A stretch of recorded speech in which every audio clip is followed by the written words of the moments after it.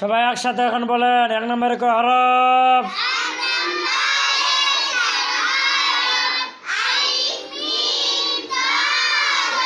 2 নম্বরে ক হরফ।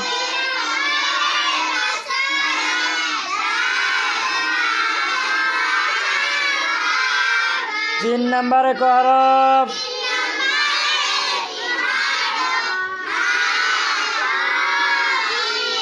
তাহলে আরবি 29টি হরফকে লেখার সুবিধার্থে কয় ভাগে ভাগ করা হইয়াছে? কয় ভাগে? 8 ভাগে ভাগ করা হইয়াছে। তাহলে 1 নম্বরে ক হরফ? 4 হরফ। 1 নম্বরে ক হরফ? 1 নম্বরে 4 হরফ। 2 নম্বরে? 3 নম্বরে? 3 নম্বরে ক হরফ? 3 নম্বরে 3 হরফ। আর 4 নম্বরে ক হরফ? 4 নম্বরে 5 হরফ। তারপর 5 নম্বরে ক হরফ? 5 নম্বরে ক হরফ? সবাই বলো। 5 নম্বরে ক হরফ? 4 হরফ। তারপর 6 নম্বরে ক হরফ? 7 নম্বরে? 8 নম্বরে?